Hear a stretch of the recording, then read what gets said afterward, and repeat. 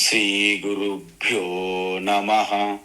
హరి ఓం. వసుదేవసుతం దేవం కంసచానూరమర్దనం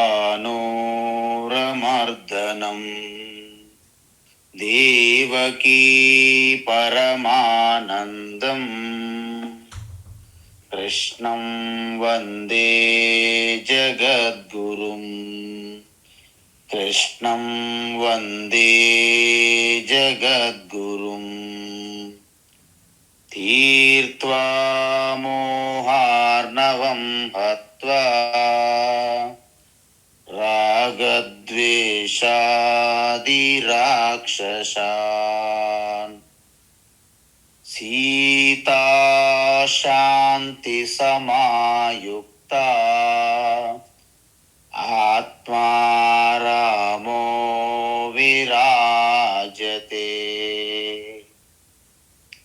ఆత్మస్వరూప బంధుఘన. మనం 13వ అధ్యాయం చాలా ముఖ్యమైనటువంటి ఘట్టం. ఇప్పటి వరకు భగవాన్ చివరి ఒక పేరు అంటే పురుష ప్రకృతి. ఈ పురుష ప్రకృతి చెప్పారు. ఏంటి? ప్రకృతి మాత్రమే వికారాలు పొందుతుంది, ప్రకృతి మాత్రమే గుణములు అంటే సత్వ రజ తమో గుణములు కలిగి ఉంటుంది. తద్వారా శబ్ద స్పర్శ రూప రస గంధ వీటికంటే భిన్నమైన ప్రపంచం అంటూ ఏమీ ఉండదు. ఇవన్నింటి కూడా ప్రకృతి నుండే ఉద్భవిస్తున్నాయి. కాబట్టి వీటన్నిటికీ కారణమేమిటి? ప్రకృతి. మరి వీటి ద్వారా సాక్షిగా వాటికి చేతనతత్వం అందిస్తూ ఈ వ్యవహారాన్ని సాక్షిగా చూస్తున్నటువంటి ఆ పురుష ఏవైతే ఉందో దానిని భోక్త అని అంటున్నారు, భర్త అని అంటున్నారు. అదేవిధంగా మనమేమనుకుంటాము? సూర్యుని యొక్క ప్రకాశం ఉంటే సూర్యుడు ఎక్కడో కొన్ని కోట్ల మైళ్ళ దూరంలో ఉన్నారు, ఇక్కడ ప్రకాశం వస్తుంది. మనమేమనుకుంటాము? ఓహో, ఈ పురుష కూడా ఎక్కడో అంతరిక్షంలో ఉన్నది, ఎక్కడో పరలోకముల నుండి సూర్యుని వలె మనకి అన్ని పోషణ రక్షణ అందిస్తున్నారు అని భ్రమపడుతుంటాం. అందుకే భగవాన్ శ్రీకృష్ణ ఏమన్నారంటే, అలాంటి డౌట్ మనకు వస్తుందని ఉపద్రష్ట అన్నారు. ఆ పరమాత్మని ఏమన్నారు? పురుషని ఉపద్రష్ట. ఉపద్రష్ట అంటే ఏంటంటే మీకు అత్యంత సమీపం, అంటే లోపల ఉంది, జరుగుతుందంతా కూడా సాక్షిగా గమనిస్తుంది. ఎందుకంటే మనకి ఈ ఉపద్రష్ట అనేది అత్యంత సమీపము. చూడండి, బల్బ్ అనేది గోడకు ఉందనుకోండి, కానీ వెలుతురు మన చెయ్యలు పెట్టామనుకోండి, మన చెయ్యంతా వ్యాపించి ఉంది.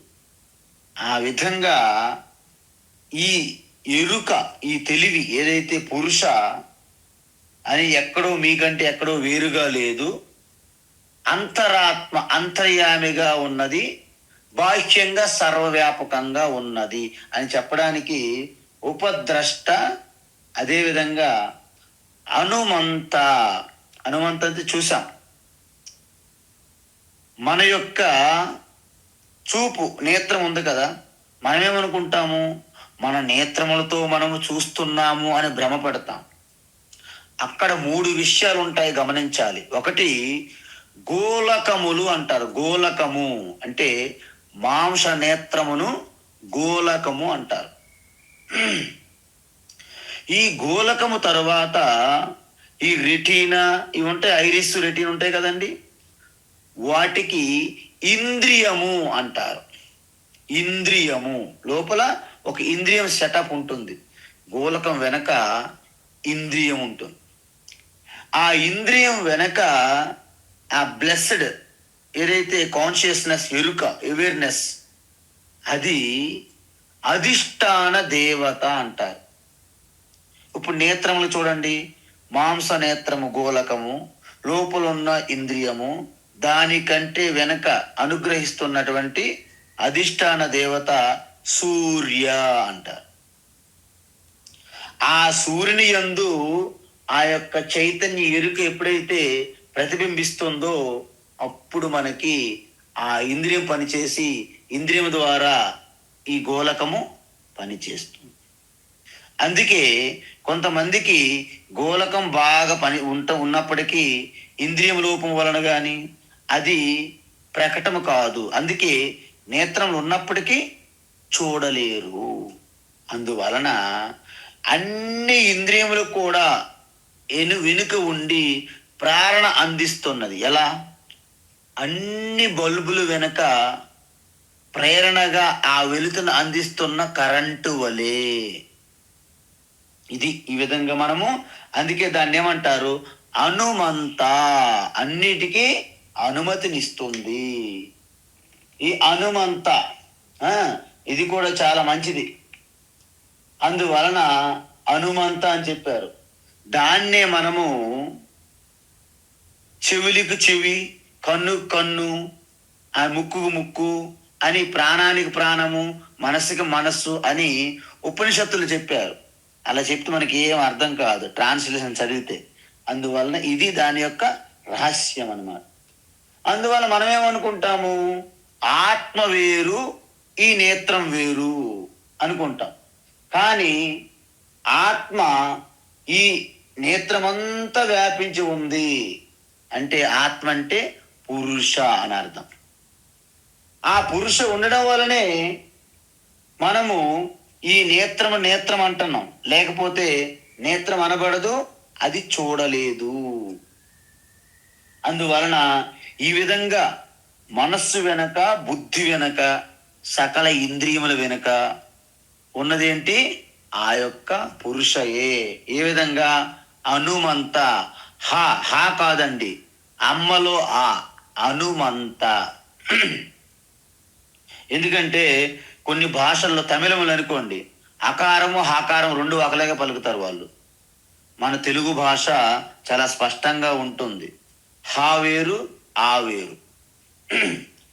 భర్త, భర్త అంటే మనకు తెలుసు కదండి, స్థితికర్త అంటే భరించి, పోషించి, రక్షించే వారిని భర్త అంటారు. వాస్తవానికి నిజమైన భర్త ఆ పురుష చైతన్యమే కదా.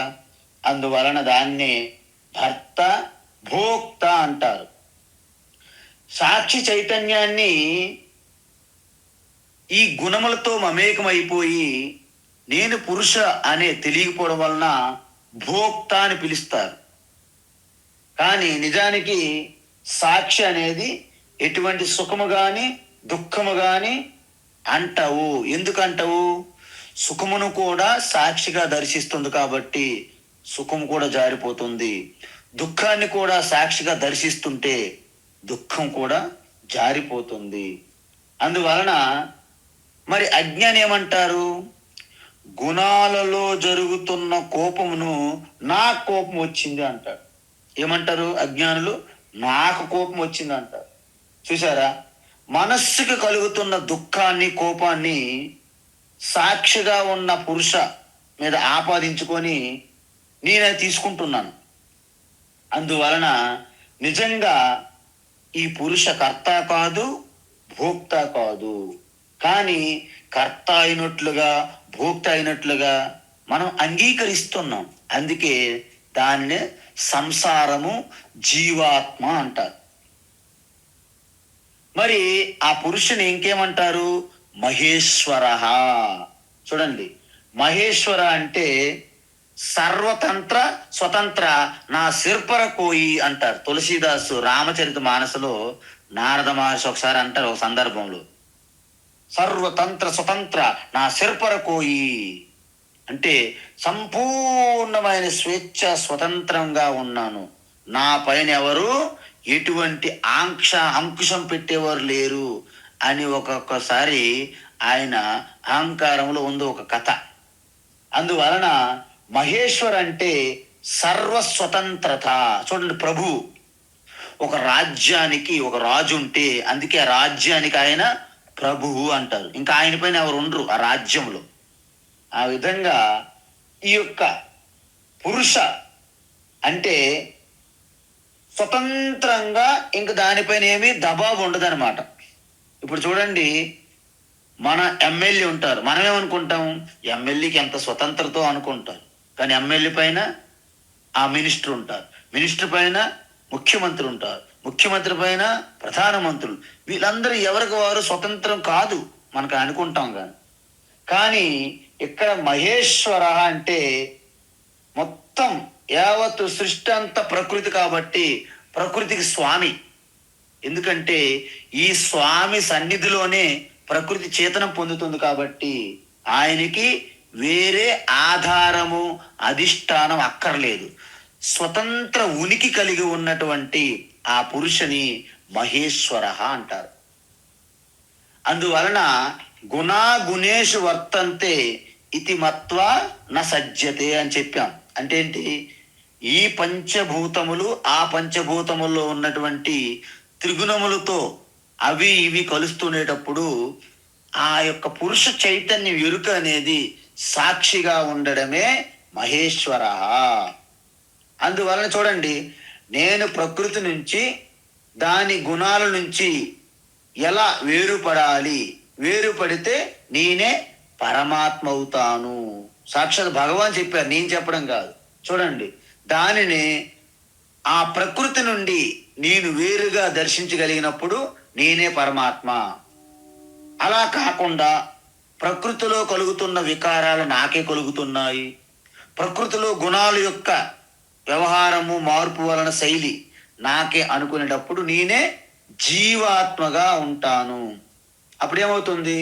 జీవాత్మ అంటే నాకు పుట్టినరోజు ఉంటుంది, నా వయస్సు, నా యొక్క హావభావాలు, నా హైటు, నా వెయిటు, నా కలరు, మొత్తం అంత ఒక ప్యాకెట్ వచ్చేస్తుంది మనకి, ఫ్యామిలీ ప్యాక్. కానీ ఈ గుణాలన్నీ నాకు చెందవు, అవి ప్రకృతికే చెందుతాయి అని తెలుసుకుంటే అప్పుడేమవుతారు? శివోహం. ఎందుకు? మనోబుద్ధి అహంకార చిత్తాని నాహం అంటే మనసు, బుద్ధి, చిత్తం, అహంకారము నేను కాదు అని తెలుస్తోంది. పోని నచఘ్రాణ అంటే ఇంద్రియములు కూడా నేను కాదు. పోని పంచభూతముల నచ వ్యోమ భూమిర్న తేజో అంటే ఈ పంచభూతములు కూడా నేను కాదు. మరి నేనేమిటి చెప్పాలి కదా? శుద్ధ చైతన్య పురుష చిత్తు ఆనంద స్వరూపము అంటే చిదానంద రూప శివ నేను అని చెప్పడం. చూసారా? గుణాలతో మీరు కలిసిపోతే మీరు జీవాత్మ, గుణాలను వాటి యొక్క తీరుతెన్నులను వికారాలను సాక్షిగా మీరు దర్శించినప్పుడు మీరే పరమాత్మ. అందువలన జీవాత్మ పరమాత్మ యొక్క గమ్యస్థానాలు ఏమి ఉండవు. ఎలాగంటే ఒక కెరటమునకు సముద్రం నీరుకు ఎలాగైతే ప్రయాణించడానికి దూరం మధ్య లేదో, ఒక ఆభరణమునకు బంగారమునకు కలవడానికి దూరం ఎలాగైతే లేదో, జీవాత్మకి పరమాత్మకి దూరం లేదండి. మనము మమేకం అవ్వడము, వాటితో సంఘం పెట్టుకోవడము, వాటితో అటాచ్ అవ్వడము, అది జీవాత్మ సంసారి. ఆ అటాచ్మెంట్ లేకుండా వివేకముతో నిత్యము అనిత్యము, సత్యము అసత్యము వివేకము ద్వారా ప్రకృతి అంటే వికారాలు చెందేది, నేను శుద్ధ చైతన్యం వికారం పొందను, ప్రకృతి గుణాలు కలిగి ఉంటుంది, నేను నిర్గుణ స్వరూపాన్ని. ఈ విధంగా వివేకముతో ఆ వికారం చెందేది గుణాలుగా ఉన్న ప్రకృతిని పక్కకు పెట్టగలిగి ఆ శుద్ధ చైతన్య పురుషుడు నేను అని ఎప్పుడైతే మీరు ఐడెంటిఫై చేయగలుగుతారో దానిని శివోహం. అప్పుడు జీవో బ్రహ్మ నా అపరహ, ఇంకా బ్రహ్మ కాకుండా వేరేదేమీ లేదు అని చెప్తారు. సో ఈ విధంగా గుణాలు అంటే గుణాలు లేని పరమాత్మను నాకు గుణాలు ఉన్నాయి, అని అనుకుంటే జీవాత్మ, లేవని తెలుసుకుంటే పరమాత్మ. ఇది స్పష్టంగా చెప్తున్నారు. ఈ మాట ఎవరు చెప్పారు? మనం చెప్పడం కాదు. భగవాన్ శ్రీకృష్ణ ఏమన్నారు? పరమాత్మ ఇది ఉక్త, పరమాత్మ ఇది ఉక్త అని చెప్తారు. పరమాత్మ చెప్తున్నారు అంటే ఏంటి? జీవాత్మ ప్లస్ గుణాలు వికారాలు ఉన్నాయి కదండి. ఆ జీవాత్మ మైనస్ గుణాలు వికారాలు తీస్తే ఏమైంది? పరమాత్మ. అంటే పరమాత్మకి గుణాలు, ఈ వికారములు, ఇవన్నీ సుఖ దుఃఖాలు కలిపామనుకోండి జీవాత్మ. జీవాత్మ నుండి సుఖ దుఃఖాలు వికారాలు ఇవన్నీ మనం తీసేసామనుకోండి పరమాత్మ. అందువలన ఈ విధమైనటువంటి మనం ఎప్పుడు చెప్పాము? స్టార్టింగ్ లోనే చెప్పారు భగవాన్. ఏంటి? క్షేత్రజ్ఞ చెప్పినప్పుడు చెప్పారు, మళ్ళీ ఇప్పుడు పురుష చెప్పినప్పుడు అదే చెప్పారు. ఎలాగా? క్షేత్రజ్ఞం చాపి మాం విద్ధి సర్వక్షేత్రేషు భారత, క్షేత్రజ్ఞయో జ్ఞానం యత్తజ్ఞానం మతం మమ. చూసారా? అందువలన మీరు ఒక విషయం గమనించండి.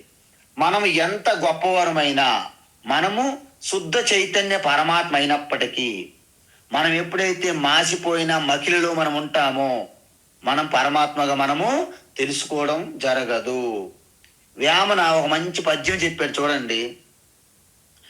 మైల కోక తోడ మాసిన తల తోడ నొడలు మురికి తోడ నుండి నేని, నగ్ర కులజుడైన నట్టెట్టి పిలవరు విశ్వదాభిరామ వినురవేమా.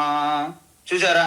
మాసిపోయిన బట్టలు, మాసిపోయిన జుట్టు, స్నానపానాలు చేయకుండా మురికిగా ఉన్నటువంటి, అబ్బబ్బా నేను చాలా, నాది భారద్వాజ గోత్రం అండి, మా తాతగారు త్రివేది అండి, మా నాన్నగారు ద్వివేది అండి, అయినప్పుడు అయితే అవ్వచ్చుగాక నీకు సత్యనారాయణ వ్రతం పిలవము అంటారు.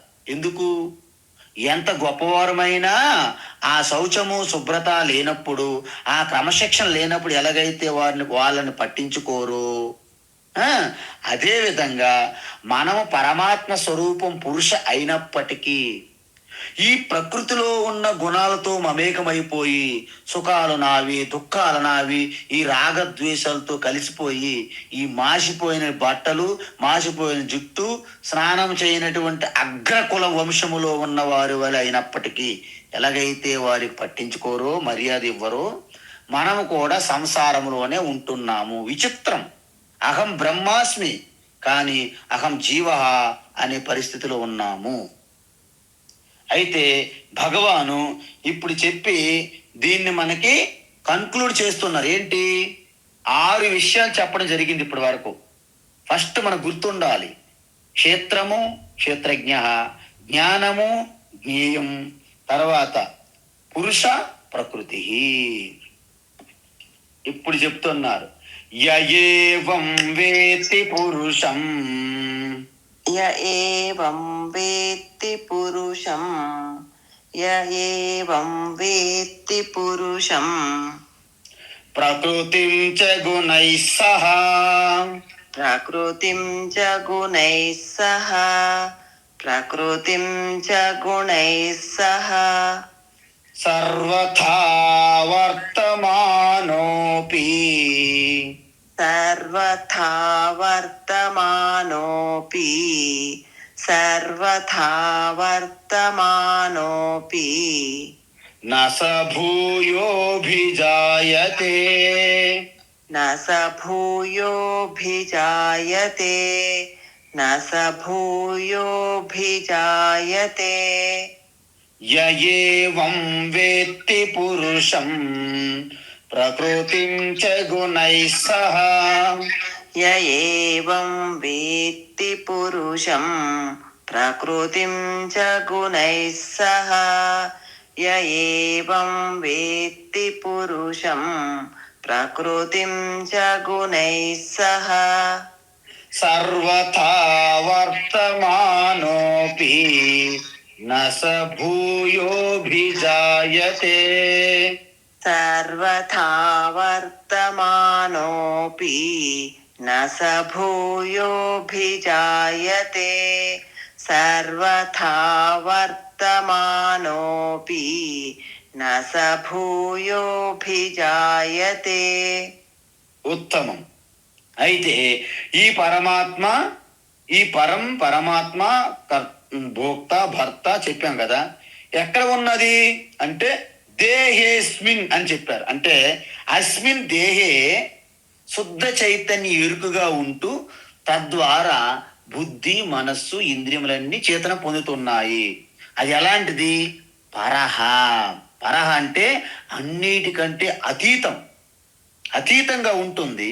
చూడండి, ఇక్కడ కరెంటు అనేది బల్బు కంటే, ఫ్యాన్ కంటే, ఫ్రిడ్జ్ కంటే, హీటర్ కంటే అన్నిటికీ అతీతమైనది. ఎందుకు? వాటితో కరెంటు సంబంధం లేదు, కానీ వాటి ద్వారా ఆ ఎక్విప్మెంట్లకు అనుగుణంగా ప్రకటమవుతుంది. అందువలన తిరిగే గాలి మనము కరెంట్ అనడం కానీ, ఆ వెలుతురుని కరెంట్ అనడం కానీ, చల్లదనాన్ని కరెంట్ అనడం కానీ అనలేం మనం. కానీ కరెంట్ ఏంటి? వాటన్నింటికి పరహ. ఇప్పుడు కూడా ఈ శుద్ధ చైతన్య పురుష పరహ అస్మిన్ దేహే అంటే చూడండి, ఒక కుండలో ఉన్న ఖాళీ ఆకాశం, ఆ కుండలో ఉన్నట మురికి మకిలి పవిత్రము ఈ రెండిటికి ఎలాగైతే సంబంధం లేకుండా ఉంటుందో, ఈ దేహములో కూడా ఉన్నటువంటి శుద్ధ చిదాకాశం చైతన్యము దేహము లోపల గాని మనస్సు లోపల ఇంద్రియములు కలిగే వికారాలతో సంబంధం లేకుండా అతీతంగా ఉంటుంది. దాన్నే పరహ అని చూశాం. అయితే ఇక్కడేమంటున్నారు భగవాను? ఇక్కడేమంటున్నారంటే ఈ విధంగా ఏవం అంటే ఈ విధంగా పురుషుని గురించి వేత్తి అంటే ఎవరైతే తెలుసుకుంటారో వాళ్ళకి ఏమవుతుంది? ఈ విధంగా పురుషుని యొక్క మూడు గుణములకి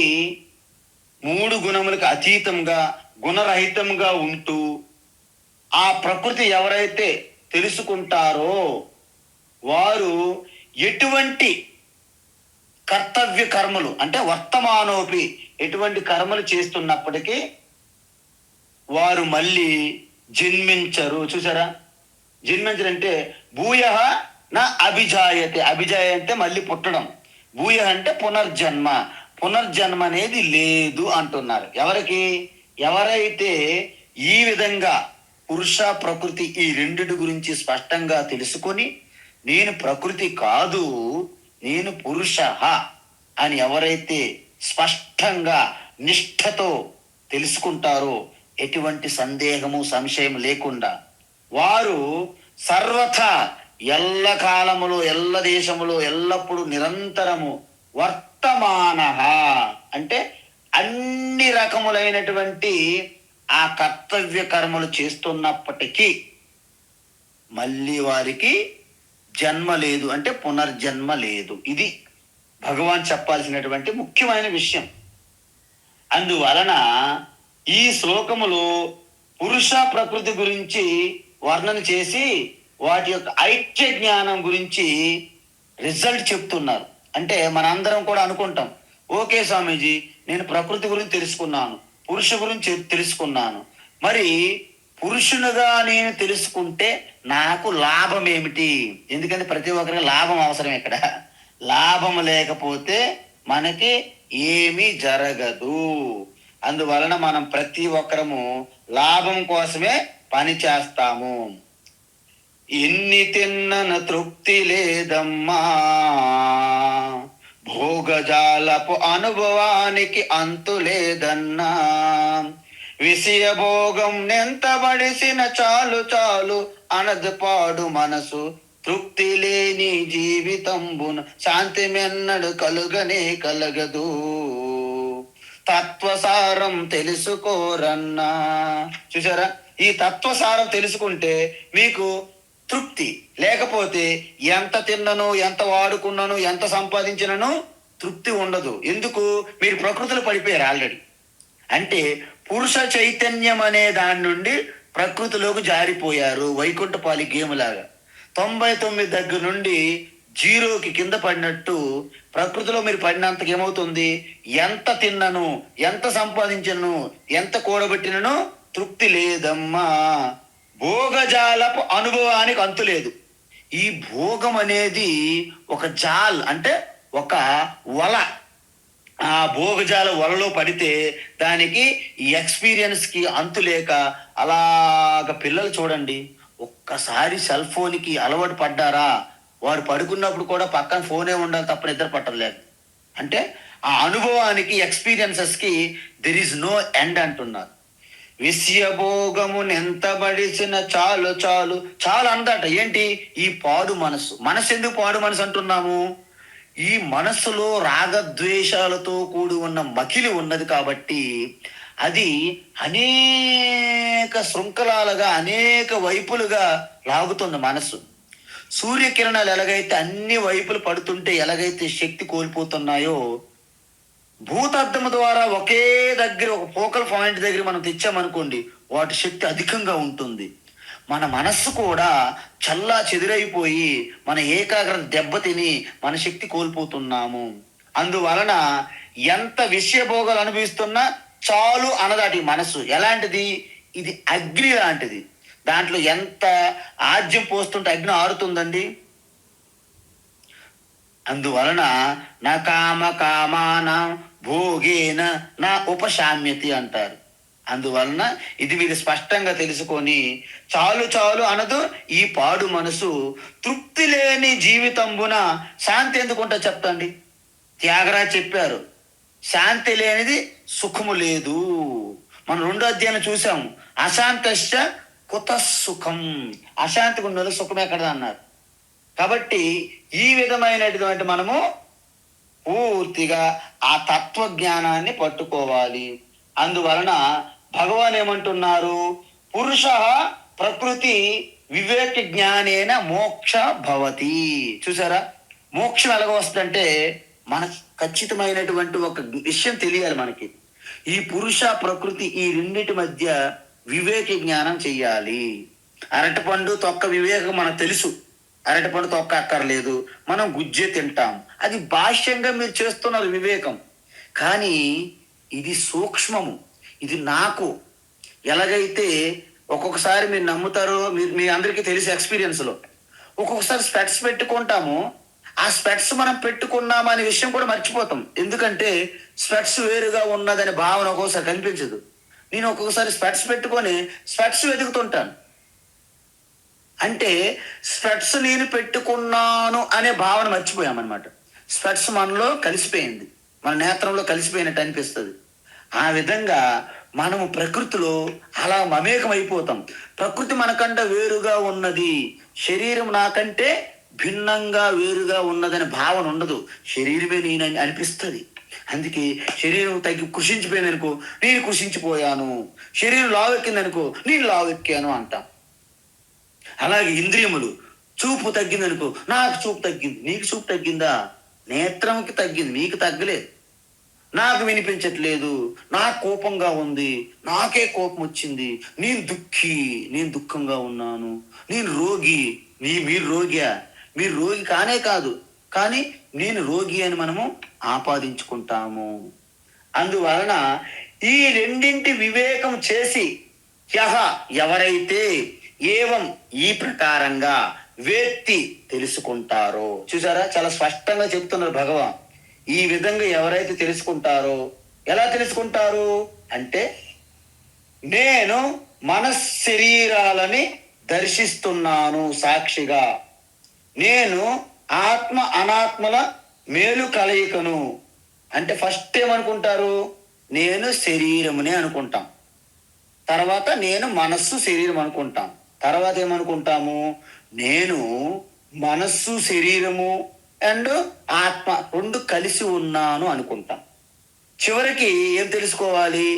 నేను మనస్సు శరీర ఇంద్రియముల్ని వాడుకున్నానే తప్ప అవి నాకు ఎటువంటి సంబంధం లేదు. నేను ఇక్కడ నుండి నెక్లెస్ రోడ్డు వెళ్ళడానికి కారు వాడుకున్నాను, అంత మాత్రం నేను కారు కాదు అని తెలుసుకోవాలి. ఈ గ్యాప్ ఎవరైతే తెలుసుకుంటారో ఏమవుతుంది? గుణై సహా అంటే ఈ శరీరము బాహ్య ప్రపంచములో గాని, శరీరములో గాని, ఇంద్రియముల్లో గాని, మనస్సులో గాని, బుద్ధిలో గాని కలిగి ఆలోచనలు, సంకల్పాలు, సుఖదుఖాలు, ఈ యొక్క ద్వంద్వాలు, ఈ చలి, వేడి, అమ్మ చెమట పూస్తుంది, ఎండ ఎండ అన్నాము, ఇప్పుడు వర్షం పడింది, బురద బురద అంటున్నాం. ఇవన్నిటికి కూడా నాకేమీ సంబంధము లేదు. ఎందుకంటే ఈ కామ క్రోధం, నేను బట్ట తల ఉన్నది, నాకు జుట్టు లేదు, నాకు తెల్ల జుట్టు వచ్చింది, నాకు నల్ల జుట్టు లేదు, జుట్టు రాలిపోతుంది, సన్నంగా ఉన్నాను, స్థూలంగా ఉన్నాను, ఇవన్నీ కూడా పాంచభౌతికమైనటువంటి శరీరానికి సంబంధించినవి, ఇంకా ఇంద్రియములకు సంబంధించినవి, మనసుకు సంబంధించింది, కానీ నాకు సంబంధించింది కాదు అని తెలుసుకోవాలి. ఈ విషయం ఆత్మజ్ఞానం పొందకముందు మనకి తెలియదు. అందువలన ఈ వివేక జ్ఞానం పొందిన తర్వాత ఈ గుణాలు, వికారాలు, మార్పులన్నీ ప్రకృతి అయినటువంటి శరీరము, ఇంద్రియములు, మనస్సు, బుద్ధికి చెందినవి, నాకు చెందినవి కాదు. నేను ప్రకృతి కాదు. ప్రకృతి నిరంతరం మారుతున్నదాన్ని ప్రకృతి అంటారు. నేను ప్రకృతి కాదు. మరి నేనెవరు? నేను పురుషుణ్ణి. అంటే ఇన్నాళ్ళు ఉన్న అజ్ఞానం ఒక్కసారి తొలగిపోతుంది. మీరు అనుకుంటారు, ఎన్నో సంవత్సరం నుండి అక్కడ హిమాలయ కేవ్స్ లో, గుహల్లో అక్కడ పట్లు పట్టి ఆలాడుతోలాగా చీకట్లో ఉన్నది. మన వాళ్ళు అక్కడ ఉన్న జనం వెళ్ళి అక్కడ దెయ్యాలు, భూతాలు, చాకిని, డాకిని, లంకిని, కంకిని, మంకిని ఉన్నాయి అనుకుంటారు. కానీ ఒక మహాత్మా అక్కడికి వెళ్ళి ఇలా అగ్గిపెట్టి ద్వారా ఇలా అగ్గిపెట్టి తీసి ఒక క్యాండిల్ వెలిగించారనుకోండి, ఒక్కసారి చీకటంతా పోయింది. అవన్నీ పట్లు, అవి దెయ్యాలు కాదని స్పష్టమైపోయింది. చూసారా, అజ్ఞానం ఒక్కసారి తొలగిపోయింది అనమాట.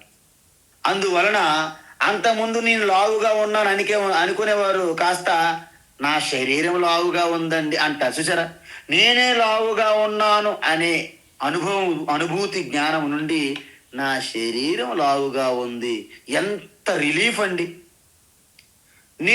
నాకెంత ఫ్రీడమ్. లేకపోతే టెన్షన్, ఈ శరీరం ఎలా తగ్గించాలి, టెన్షన్, స్ట్రెస్ వచ్చేస్తుంది, బీపీ వచ్చేస్తుంది, హార్ట్ అటాక్ వచ్చేస్తుంది, అన్ని ప్రాబ్లమ్స్. కానీ నా శరీరం లావుగా ఉన్నది కాబట్టి దానికి నేను కొంత సర్వీసింగ్, గ్యారేజ్ తీసుకుని వెళ్ళాలి. అంటే ఏదో ఎక్సర్సైజ్ చేసుకోవాలి. మీకు రిలీఫ్ ఉంది, మీకు టెన్షన్ లేదు, మానసికంగా టెన్షన్ లేదు. శరీరం ఓకే, శరీరం కొంత ఎక్సర్సైజ్ చేద్దాం, డైట్ మెయింటైన్ చేద్దాం, చిన్నపాటి ఎక్సర్సైజ్ చేద్దాం అనుకోండి. కానీ నేనే లావు ఎక్కిపోయాను కానీ ఎంత ప్రమాదం అండి ఆ టెన్షను. మై గాడ్, నేను లావు ఎక్కిపోయాను. ఈ మానసికంగా, శారీరకంగా రెండు టెన్షన్స్ అయిపోయి ఆ వ్యక్తికి తృప్తి, శాంతి అనేది కలగదు. అందువలన ఇప్పుడు మనకు స్పష్టత ఎలా వచ్చిందంటే, నమే ద్వేష రాగౌ నమే లోభమోహౌ మధో నైవ మే నైవ మాత్సర్య భావః న ధర్మో న చార్థో న కామో న మోక్షః చిదానంద రూప శివోహం. నాకు ద్వేషము లేదు, నేను ద్వేషాన్ని కాదు. నాకు లోభము లేదు, నేను లోభము కాదు. నాకు మదము లేదు, నేను మదాన్ని కాదు. నాకు మాత్సర్య భావం లేదు, నేను మాత్సర్య భావాన్ని కాదు. నాకు ధర్మ, అధర్మము, పుణ్య పాపాలు కూడా నేను కాదు, నాకు లేవు. నాకు బంధనము లేదు, మోక్షము లేదు. నాకు బంధనం అక్కర్లేదు, నాకు మోక్షం అక్కర్లేదు. మోక్షం ఎవరికి కావాలి? ఎవరికి బంధనం ఉంటే వారికి మోక్షం కావాలి. ఎవరికి బెయిల్ ఇవ్వాలి? ఎవరు జైల్లో ఉంటే వారికి బెయిల్ ఇవ్వాలి. జైల్లో వెళ్ళినవారికి బెయిల్ ఎందుకండి? కాబట్టి మీరు ఎప్పుడూ సంసార బంధనములో లేరు కాబట్టి మీకు మోక్షం అనేది కూడా లేదు. ఎందుకంటే ఆత్మలో బంధనము లేదు, మోక్షము లేదు. సూర్యుని యందు పగలు లేదు, రాత్రి లేదు. భూమికే పగలు రాత్రులు మనకే ఉంటాయి తప్ప సూర్యుని యందు పగలు రాత్రులు ఉండవు. ఈ విధంగా ఇప్పుడు మీరు చెప్పండి, దీనికి రాగద్వేషాలు, లోభమోహాలు, మదమాత్సర్యాలు నాకు అంటవు, నేను వాటికి సంబంధం లేదు. మరి నేనెవరు? నేను చిదానంద రూప శివస్వరూపాన్ని. మరి ఇది తెలుసుకున్నాం, బాగానే ఉంది. స్వామీజీ క్లాసులో ఉన్నంత వరకు సూపర్, బ్రహ్మాండం, నాకు అర్థమైపోయింది, నేను శివ. కానీ క్లాస్ అయిపోయిన తర్వాతే అర్థమవుతుంది నేను శివ కాదు అని. మరి ఎలా అంటే కేవలము తెలుసుకోవడం మాత్రమే కాదు, దానిలో నిలబడాలి, జీవించాలి, మీ నరాల్లో జీర్ణం అవ్వాలి ఈ తత్వం. మరి దానికి మనం ఏం చేయాలి? నిధిధ్యాసనం చేయాల్సిందే. అందుకే 15 రోజులు క్లాసు ముందు, 15 నిమిషములు క్లాసు ముందు ప్రతిరోజు మనము ఈ నిధిధ్యాసనం చెప్తున్నాం. దాన్నే గైడెడ్ మెడిటేషన్ అంటాం. ఎందుకంటే మీరు ఎంత తెలుసుకున్నారనేది ఇక్కడ పాండిత్యం ప్రదర్శన కాదు. మీరు తెలుసుకున్నది మీ స్వాభావికంగా natural things will happen naturally అంటారు. అది మీరు ఎటువంటి షాక్ గురైనా మీ వ్యవహారంలో మీరు తొందరగా దాని నుంచి బయటపడాలంటే ఈ నిధిధ్యాసనం ద్వారా వచ్చినటువంటి నిష్ఠ మీకు అంత అవసరం. చూడండి, ఈ యొక్క నిధిధ్యాసనం ద్వారా మీరు ఈ నిష్ఠ గనక మీరు జీర్ణించుకోగలిగితే మీరు సాక్షాత్తు శ్రీకృష్ణ వలె లీలలు చేస్తారు. ఇందులో ఎటువంటి సందేహం లేదని సాక్షాత్తు శ్రీకృష్ణ ప్రతిజ్ఞ చేశారు భగవద్గీతలో. ఆ ప్రతిజ్ఞ నిజంగా మీరు గౌరవించి మీరు శ్రద్ధాభక్తితో విశ్వసిస్తే, శ్రీకృష్ణుని మీరు విశ్వసిస్తే మీరు శ్రీకృష్ణు వలె లీలలు చేస్తారు. అందువలన దీనికి ఎటువంటి సందేహం లేదని ఆయన చెప్పారు. అప్పుడేమవుతుంది చెప్పండి? మనకి ఇక్కడ చిన్న ప్రమాదం ఉంది. నేను గీత తెలుసుకున్నా కాబట్టి బయటికి వెళ్ళి మీరు ఎప్పుడు పుట్టారండి, నేను పుట్టలేదండి అని అనకూడదు. మీకు ఏమైనా ఫామ్ ఫిల్ చేయాలనుకోండి, మీ డేట్ ఆఫ్ బర్త్ ఏం రాస్తారు మీరు? నా జాయతే నంబరియతే, నేను పుట్టలేదు, నేను మరణించినంటే వాళ్ళందరూ మీకు వీళ్ళకేదో తేడా వచ్చింది ఎర్రగడ్డ హాస్పిటల్ తీసుకెళ్ళమంటారు. అందువలన వ్యవహారంలో మనం చాలా జాగ్రత్తగా ఎస్ నా డేట్ ఆఫ్ బర్త్ అండి, పలాయన తేదీ, పలాయన నెల, పలాయన సంవత్సరం, ఓకే యు రైట్ ఇట్. మరి మీ అడ్రస్ ఎక్కడండి? నేను సర్వవ్యాపి అండి, నాకు అడ్రస్ ఏంటి? నేను సర్వవ్యాపకం అన్నారనుకోండి, ఇదేదో మతలబ్ తేడా అనుకుంటారు. ఈ తేడా ఎక్కడ ఉండాలి? వ్యవహారంలో ఉండేటప్పుడు మా ఇల్లు ఆర్టీసీ క్రాస్ రోడ్డు, మరి నిధిధ్యాసంలో నాకు ఇల్లు ఏంటండి బాబు, మొత్తం సృష్టి నాలో వచ్చింది, సృష్టి స్థితి లయకి నేను కారణమని మీ భావనలో ఉండాలి. వ్యవహారంలో మా ఇల్లు ఆర్టీసీ క్రాస్ రోడ్డు, నేను పలానా రోజు పుట్టాను, ఇవన్నీ ఉంటాయి వ్యవహారంలో. అందువలన చాలా అలర్ట్గా ఉండాలి మనము. అందుకే చాలా మంది ఈ తత్వాన్ని వ్యవహారంలో తీసుకొచ్చి రెండు మిక్సీ చేసేస్తున్నారు, కిచిడి. అందుకే భగవద్గీత అన్నా వేదాంతం అన్నా సామాన్యులు భయపడుతున్నారు. ఇది మనకు వద్దు, ఇది ఉంటే మన ఇల్లు గడవదు, మన భార్య భర్త మన పిల్లలు అన్ని కూడా సంబంధాలు పోతాయి అని భ్రమలో ఉన్నారు. ఏవి పోవు, మరింత పటిష్టమవుతుంది ఆత్మస్వరూపంగా. ఈ జ్ఞానం ఉంటే ఈరోజు వసుదైవ కుటుంబకం అని కేవలము శ్లోకాలు చదవడమే కాదు, నిజమైన వసుదైవ కుటుంబకం ఉండేది. అలాంటప్పుడు ఈ యుద్ధాలు ఎందుకు? ఈ యుద్ధాల వలన వస్తున్నటువంటి ఈ కాలుష్యం ఎందుకు? అనేక కెమికల్స్, పెస్టిసైడ్ వలన ఈరోజు మనం పడుతున్నటువంటి రోగాలు, ఈ బారిని చూసారా? Hospital busy. ఇప్పుడు ఎక్కడి డిమాండ్ లేకపోయినా హాస్పిటల్ ఫుల్ ఉంటున్నారు. ఈ కరోనాలు చూడండి, ఇవన్నీ ఎందుకు వస్తున్నాయి అంటే మనలో ఉన్నటువంటి ఒక నెగ్లిజెన్స్, ఒక లోబి, గ్రీడి. ఈ డెవలప్డ్ కంట్రీస్ అనే పేరుతో వాళ్ళు తయారు చేసినటువంటి ఆయుధాలు, అణుబాంబులు, ఆటం బాంబులు, కెమికల్స్, ఈ అన్నిటి వలన మొత్తం మన యొక్క ఈ సృష్టి యొక్క సమతుల్యత దెబ్బతింది. గ్లోబల్ వార్మింగ్, క్లైమేట్ చేంజ్, ఇవన్నీ కూడా ఓజోన్ పొర చిల్లి రంధ్రం పడింది, హోల్ ఏర్పడింది. ఇవన్నీ ఎక్కడి నుంచి వస్తున్నాయండి? మన యొక్క గ్రీడి, మన స్వార్థం. ఈ దేశాల వాళ్ళ స్వార్థం వలన వారికి అనుగుణంగా ఇలా చేసి ఇలా తయారైంది. కాబట్టి ఈ యొక్క వేదాంతం భగవద్గీత వలన లాస్ లేదండి, అది భయం, భ్రమ. అలా సృష్టించారు, అలా తయారు చేసి పెట్టారు. కాబట్టి ఇప్పుడు మీరేమనుకుంటారు? బయటకు వచ్చేటప్పుడు నేను పలానా కృష్ణారావు, రామారావు. మీరు ఒక్కసారి మీకు ఎప్పుడు టైం దొరికితే అప్పుడు గ్రీన్ రూమ్కి వెళ్తారు. చూడండి, మనకి సినిమాల్లోను, డ్రామాల్లోను బయటకు వస్తారు. ఆయనేమో పెద్ద ధనవంతుడు అవ్వచ్చు, పెద్ద యాక్టర్ అవ్వచ్చు, ఆయన ఎంజీఆర్, ఎన్టీఆర్ అవ్వచ్చు, లేకపోతే ఏఎన్ఆర్ అవ్వచ్చు. కానీ బిచ్చగాడిగా వేషం వేసేటప్పుడు చాలా సీరియస్గా ఆ బిచ్చగాడి క్యారెక్టర్ పండాలి, హిట్ అవ్వాలి. అబ్బే నేను పెద్ద పెద్ద హీరోనండి, నేను బిచ్చగాడికి వేసినప్పుడు కూడా బాగా యాక్ట్ చేయలేదు అనుకోండి, ఫెయిల్ అవుతుంది, ఫ్లాప్. మనము కూడా ఈ జీవితములో ఒక క్యారెక్టర్ తీసుకుని వచ్చాం, భగవంతుని యొక్క జగన్నాటకములో మనం ఒక పాత్రదారులుగా వచ్చాం కాబట్టి శరీరంతో ఈ పాత్రను మనం పండించాలి. మీకు ఎప్పుడైతే పాత్ర నుంచి బయటకు వస్తారో, ఎలాగైతే హీరో నేను పలాని హీరోని ఎలాగైతే గుర్తు చేసుకుంటాడో, మనము కూడా దాన్నే గుర్తు చేసుకోవాలి. ఏంటి? మనోబుద్ధి అహంకార చిత్తాని నాహం నచ శ్రోత్ర జివ్వే నచ ఘ్రాణ నేత. చూసారా, వ్యవహారంలో వెళ్ళేటప్పుడు మీరు వ్యవహారంలో అంతా చేస్తారు, కానీ మీకు సమయం వచ్చినప్పుడు ఆ లోపల మీ స్వరూపాన్ని గుర్తు చేసుకుంటారు. మీ స్వరూపం గుర్తు చేసుకుంటే మీకు అలసట పోతుంది. మీరు చూడండి, ఒక్కొక్క వ్యక్తి 18 గంటలు 24 గంటలలో 18 గంటలు 20 గంటలు కూడా వాళ్ళు చేస్తుంటారు డైనమిక్గా. ఎలా చేయగలుగుతున్నారు? ఆ ఈశ్వర శక్తి చేస్తుంది, వాళ్ళు చేయట్లేదు నిజానికి. ఈ విధంగా మనం తెలుసుకుంటే వారు ఏమవుతుంది చెప్పండి?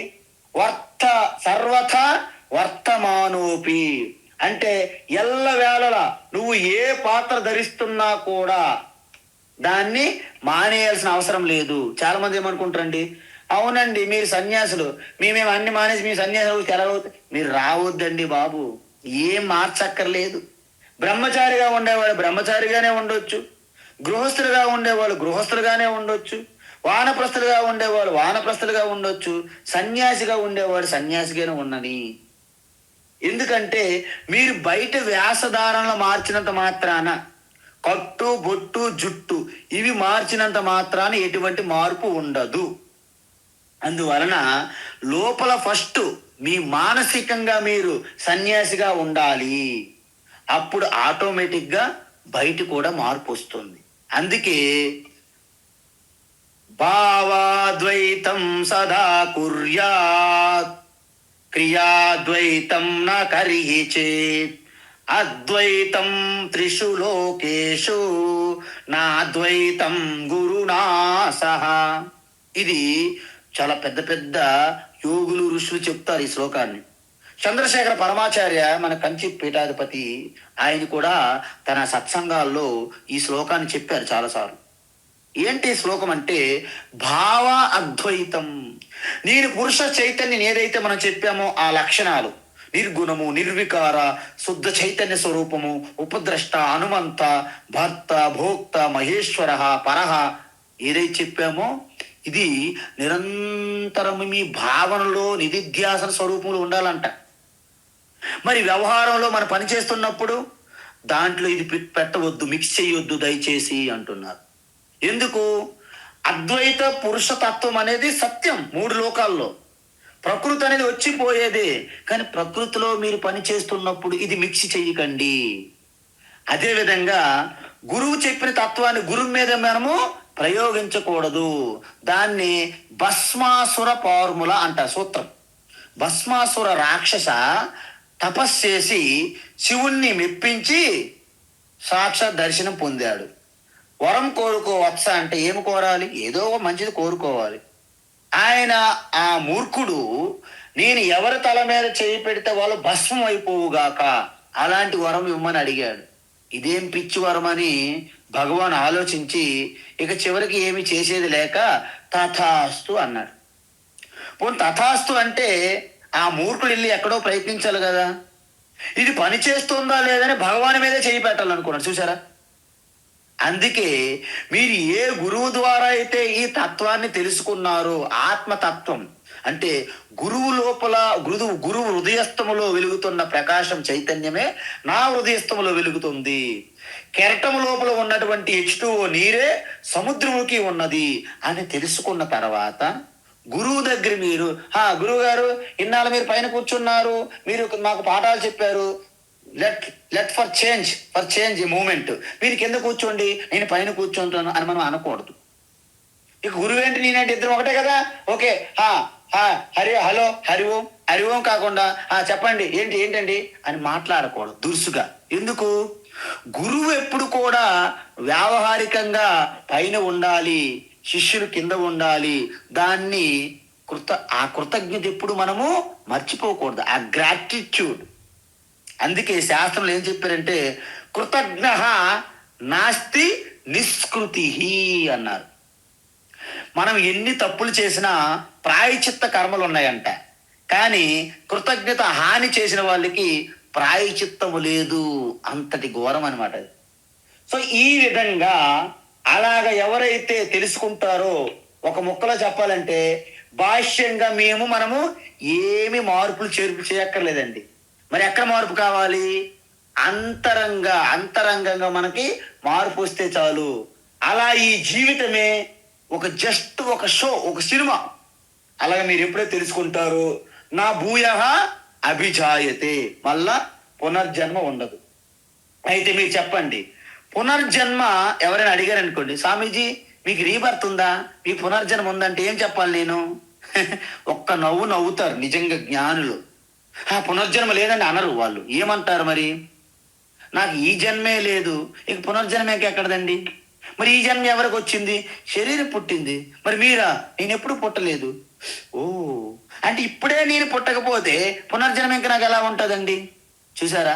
అందుకే ఈ జన్మ పునర్జన్మలు కూడా ఒక వ్యావహారికంగా ఒక మొదటి స్టెప్ ఆరంభంలోనే తప్ప, మీరు చివరి ఆ క్షణములో, చివరి ఆ నిష్టలో మీకు వెళ్ళినప్పుడు మీకు అసలు ఈ జన్మే లేదు, ఇంక పునర్జన్మ ఎక్కడండి? అందువలన ఇంతకీ జన్మ అంటే ఏమిటి? జన్మ అంటే మీకు ఒక విషయం చెప్తాను చూడండి. ఆ ఫిలమెంట్ గాజు బల్బు కలిగితే ఎలాగైతే బల్బు అయిందో, ఈ మనస్సు బుద్ధి అనే సూక్ష్మ శరీరము, ఈ స్థూలంగా ఉన్నటువంటి మాంసము, ఈ స్థూలము, ఈ రెండు కలిస్తే జన్మ.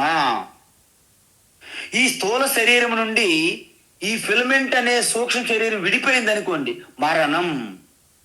అందుకే చూడండి, ఈ స్థూల శరీరం అనే దీన్ని వస్త్రంతో పోల్చారు భగవాన్ శ్రీకృష్ణ. చూసారా? అందువలన వాసాంశ జీర్ణాన్ని యథా విహాయ అని చెప్పారు. ఈ స్థూల శరీరం అనేది వస్త్రముతో సమానము. చిరిగిపోయిన వస్త్రం ఎలాగైతే విడిచిపెట్టి కొత్త వస్త్రం ధరిస్తామో, ఇక పనికిరానటువంటి ఈ శరీరం పంచభూతాల్లో కలిసిపోయిన తర్వాత ఈ సూక్ష్మ శరీరం మనస్సు వెళ్ళి కొత్త శరీరాన్ని పొందుతుంది. కొత్త శరీరం పొందినప్పుడు జన్మ, శరీరాన్ని విడిచిపెడితే మరణము. మీరేమైనా పోతున్నారా? ఇప్పుడు మీరు ఎప్పుడు పుట్టడం లేదు, మరణించడం లేదు. యాజ్ ఆత్మ ఈ రెండింటి కంటే అతీతం. దీన్ని తెలుసుకున్న వారు ఇంకేమవుతుందండి? వాళ్ళకి నిరంతరము ఒక స్వేచ్ఛ పొందుతారు. అంటే ఎటువంటి కలత కానీ, ఎటువంటి ఆందోళన కానీ, అలజడి కానీ, టెన్షన్ కానీ, ఈ హార్ట్ అటాక్స్ కానీ, ఈ బీపీలు కానీ ఇవి రావు.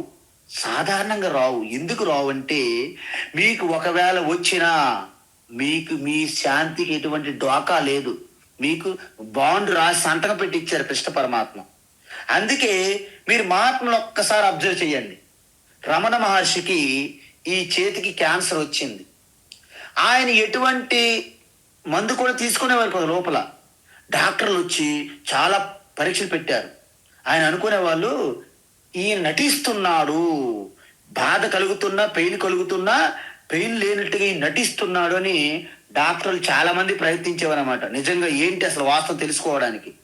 ఆయన అనేవాడు, మీరు ఏదైనా చెయ్యాలంటే బయట చెయ్యికి చెయ్యండి, లోపలికి ఏమీ ఇవ్వద్దు అనేవాడు రమణ మహర్షి.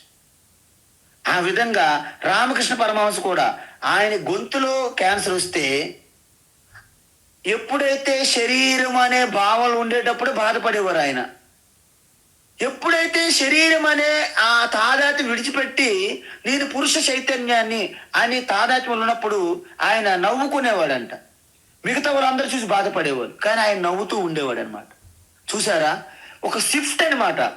పురుష ప్రకృతి ఉండేటప్పుడు మనము సమ్మిడి దెబ్బలు మనకు తప్పవు. ఎందుకు? అగ్ని వెళ్ళి ఇనుముతో సాంగత్యం చేస్తే ఇనుముకు తగిలే దెబ్బలు కూడా అగ్నికి తగులుతాయి. ఇనుముకి మనం కొట్టాలని ప్రయత్నిస్తాడు వడ్రంగి. ఆ కంసాలు ఏం చేస్తాడండి, ఇనుము మీద మంచి వంచాలని దాన్ని అగ్గిలో వేస్తాడు.